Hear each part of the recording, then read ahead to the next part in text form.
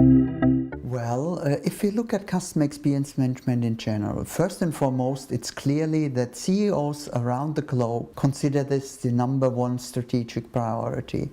As a matter of fact, according to some recent surveys, it's not only the #1 strategic priority, but it ranks much higher in the needs of a CEO and what they're trying to accomplish than, for example, innovation, research and development, getting the right people. But what is it exactly, customer experience management? Is it just the emperor's new clothes, or are we talking about something fundamentally new here? Our research clearly points out that despite these challenges, managers have a real hard time to grasping the concept of customer experience and most likely how to manage the customer experience. And we try to help in this struggle by doing academic, rigorous scientific work that will help them not only to embrace customer experience, but to accomplish the goals that they are setting out to do.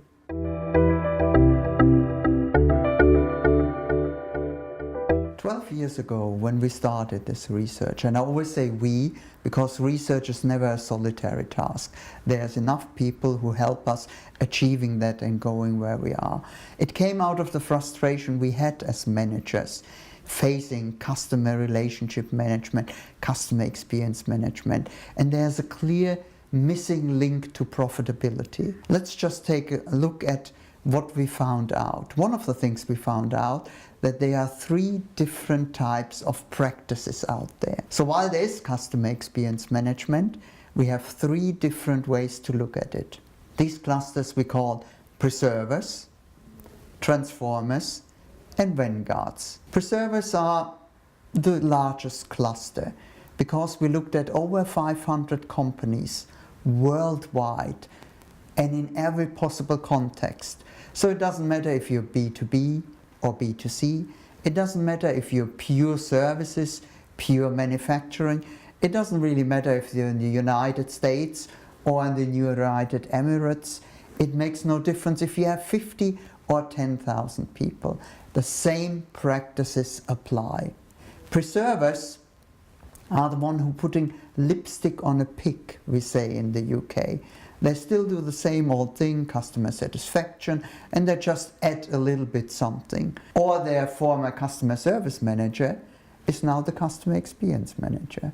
Transformers are what Porter calls caught in the middle. They know it's more than just services, but how do they convert it? They are struggling. And then there are the vanguards. With vanguards, everything revolves around the customer. A very unique perspective. If we look at the vanguards, they outperform every other customer experience management by 600%. They are 6 times more profitable. Whenever we present that to a board, next question of the CEO is, how can we become a vanguard? Well, not everybody can become a vanguard. And only 3% of the companies worldwide can be considered vanguard. But every step towards that and towards higher profitability is a very good step. How do we achieve these steps? Well, we looked at why 9 out of 10 customer experience programs fail. They provide no profitability to the company whatsoever. So what we were looking at, what drives profitability or not being profitable? And one of the things that clearly comes out is how you measure customer experience. You might be familiar with the usual measurements, customer satisfaction, and pretty much every company today uses NPS, the Net Promoter Score. Some colleagues I'm working with providing us enough evidence, scientific, rigorous, robust evidence that Net Promoter Score delivers no value whatsoever. As a matter of fact, good old-fashioned customer satisfaction measures better what people will be doing than NPS does. The question that should answer that. In customer experience management and customer experience measurement, there is no silver bullet. There is no one size fits all. Customer experience is complex. And the vanguards, again, remember, 6 times more profitable, are the ones who embrace complexity.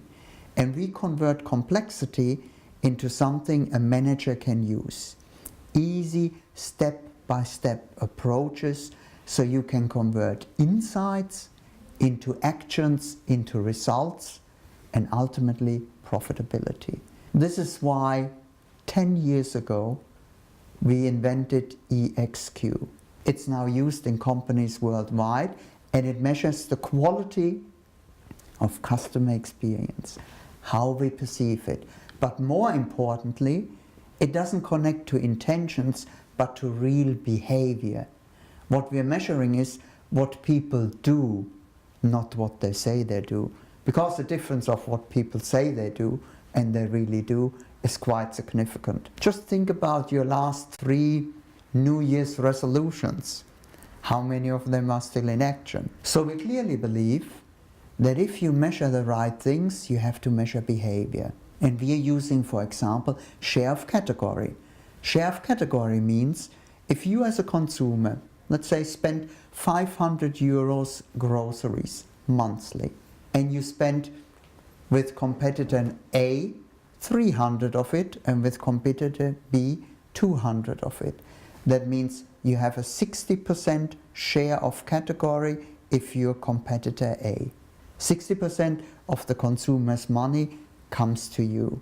And we believe if we measure what drives share of category, meaning doing more business more often with your company, then we are doing the right thing and we're explaining the right things, and we're linking it ultimately to profitability. And this is what our research does, help you to become more profitable.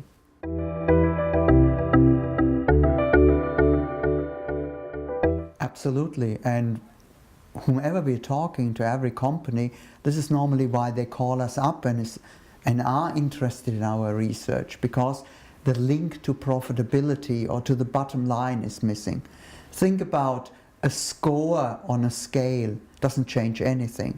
But if you find out what drives behavior, meaning what do I need to do in order to make this customers buy more and more often from me, then you have a powerful tool. And not only you have a powerful tool, if this is your KPI, your key performance index and indicator, you have immediately people changing that way.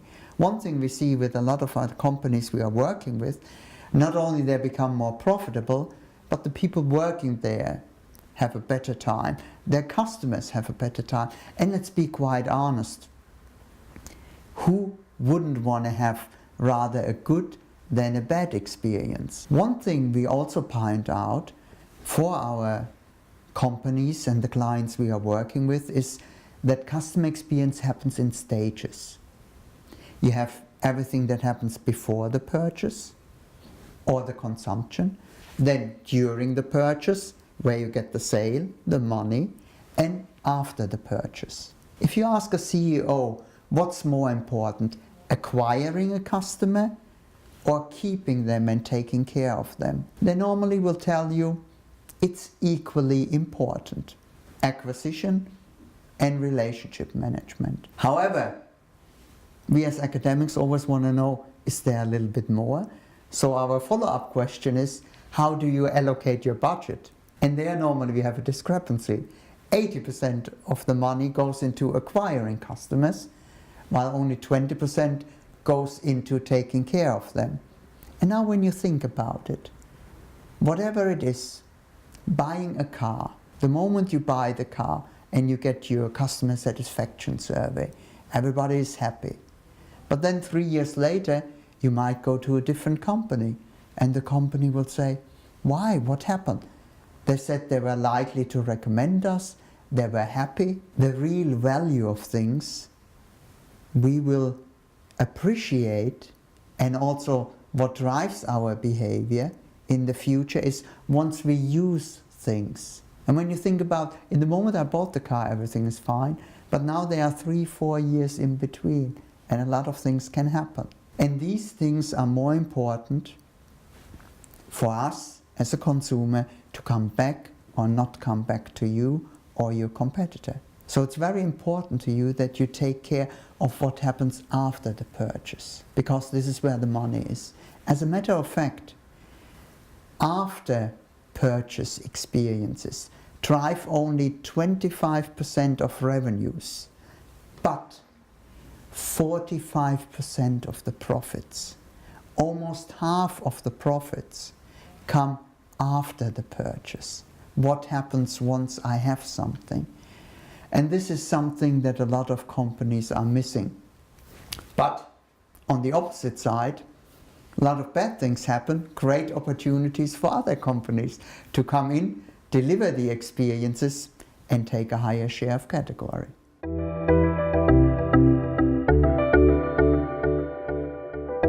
There are 3 takeaways for every manager, and every CEO should really write down and memorize them. Number 1, measure customer experience the right way. NPS and customer satisfaction won't cut it, because only what you measure you can manage. Secondly, think about, we value things, we evaluate our purchases after we purchase them. In the moment we leave the store, that's the moment of truth, when we use things. When do customers call you? Not when they're in the store, when something happened. And last but not least, if you want to become a Vanguard, the most profitable customer experience company out there, you have to compete for your customers, not against your competitors. It's for your customers. If you take care of your customers, they will take care of you. And this is the simple truth.